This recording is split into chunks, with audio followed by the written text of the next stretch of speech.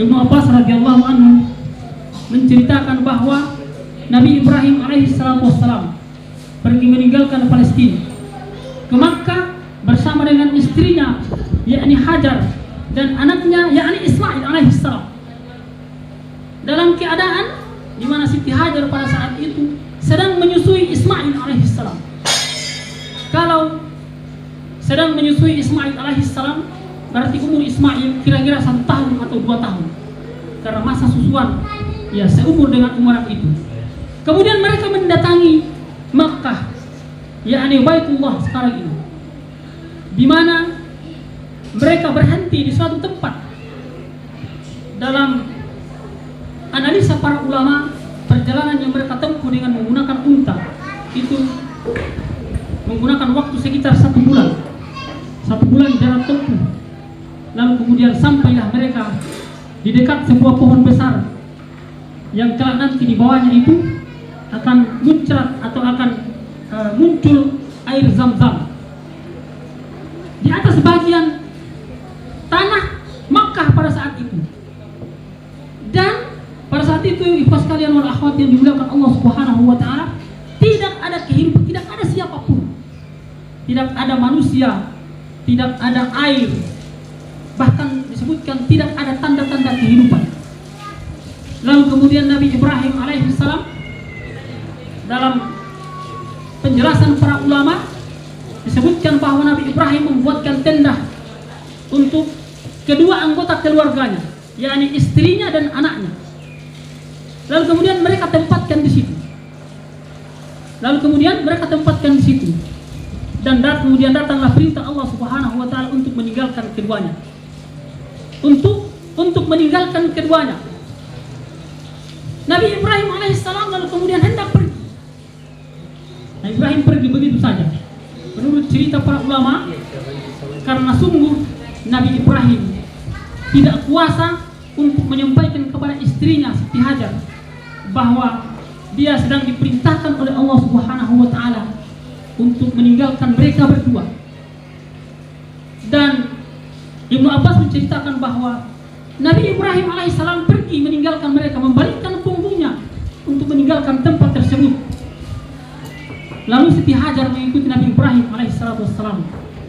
Kemudian bertanya kepada suaminya, "Wahai Ibrahim," ini disebutkan dalam Al-Quran ya, "kemana engkau hendak pergi meninggalkan kami di lembah yang tak berpenghuni ini? Hanya kami berdua." Tetapi Nabi Ibrahim tidak sanggup untuk menjawab. Nabi Ibrahim berlalu begitu saja, pergi meninggalkan mereka. Lalu kemudian istrinya bertanya lagi, "Kemana engkau hendak pergi meninggalkan kami?" Padahal di sini tidak ada kehidupan. Nabi Ibrahim sedikit pun tidak menimpali istrinya.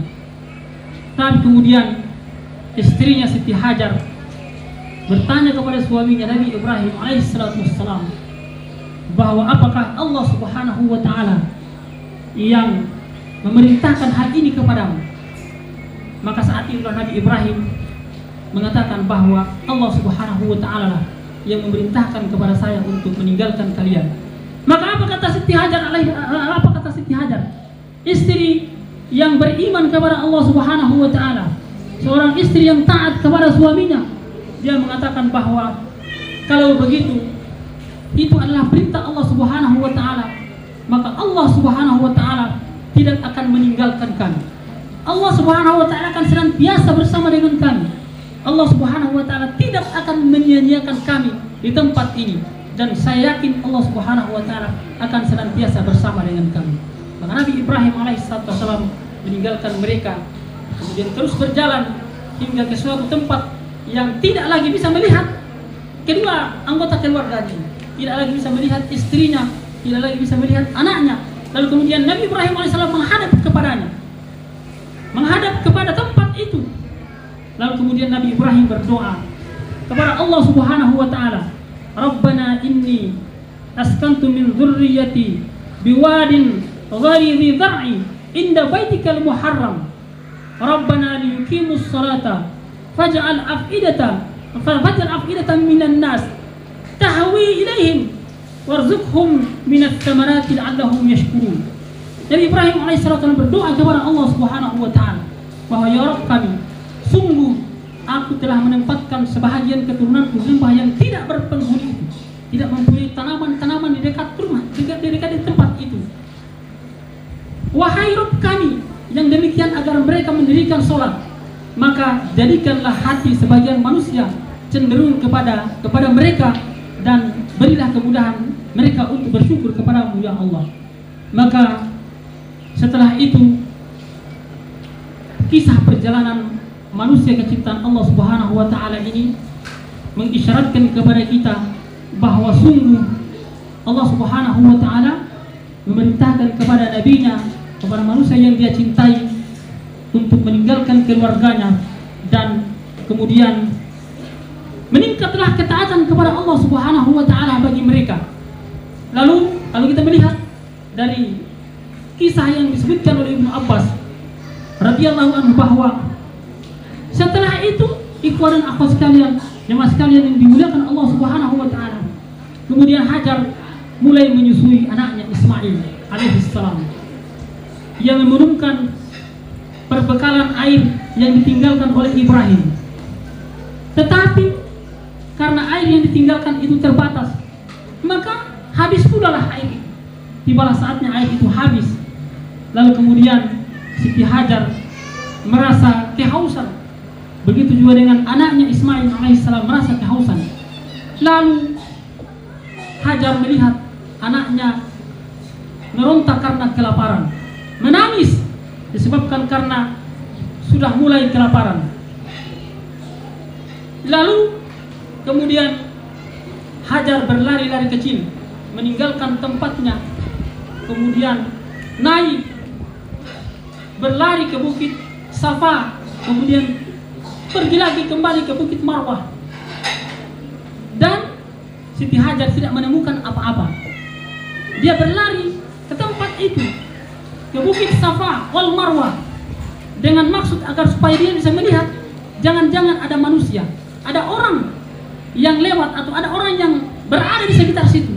Lalu kemudian dia bisa meminta bantuan, meminta pertolongan, karena mereka telah berada dalam keadaan yang sangat sulit, yakni mereka tidak lagi memiliki perbekalan, tidak lagi memiliki makanan.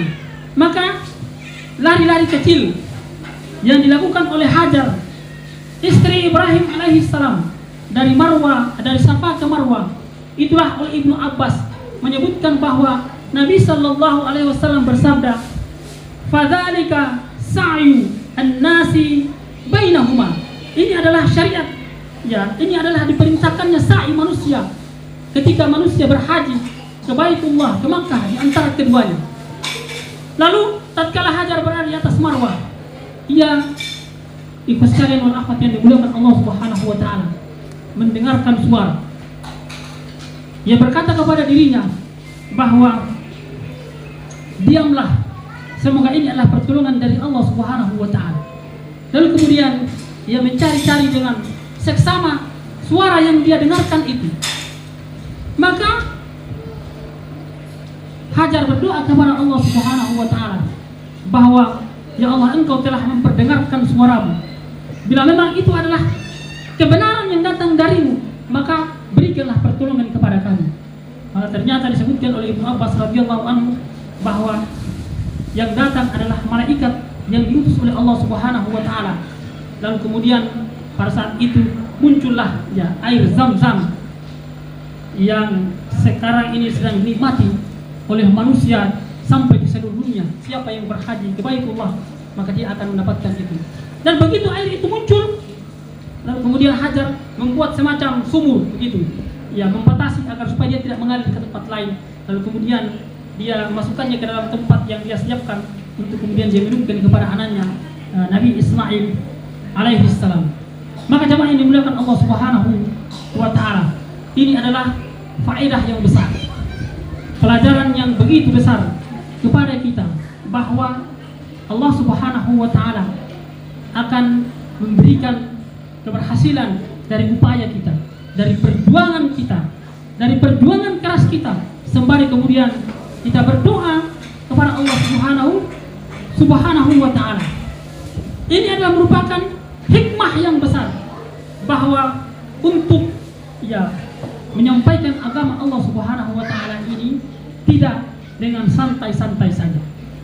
Tidak dengan menggunakan waktu senggang kita, tidak dengan menggunakan waktu sisa-sisa dari kehidupan kita, tetapi benar-benar perjuangan untuk menegakkan agama Allah Subhanahu wa taala ini adalah merupakan sesuatu yang harus benar-benar kita lakukan secara serius, yang harus kita lakukan secara penuh untuk menyampaikan agama Allah Subhanahu wa taala kepada umat ini, kepada manusia, agar supaya mereka memahami benar-benar agama Allah Subhanahu wa taala ini.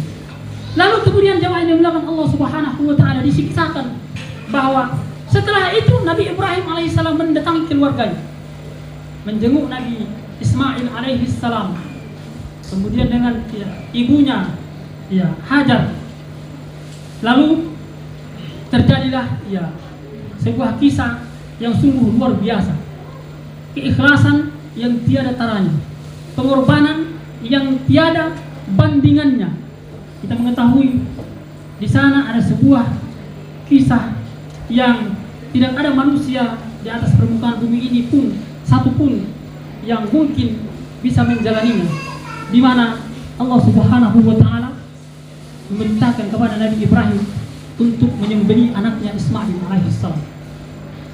Ketahuilah bahwa Nabi Ibrahim alaihissalam diberitakan oleh Allah Subhanahu wa taala melalui mimpinya. Allah perintahkan kepada Nabi Ibrahim untuk menyembelih anaknya Ismail alaihissalam. Padahal Nabi Ismail adalah anak pertama dari Nabi Ibrahim alaihissalam dari istrinya, yakni Siti Hajar. Maka datanglah perintah itu kepada Nabi Ibrahim alaihissalam. Datanglah perintah Allah Subhanahu wa taala kepada Nabi Ibrahim alaihissalam untuk menyembelih Ismail alaihissalam.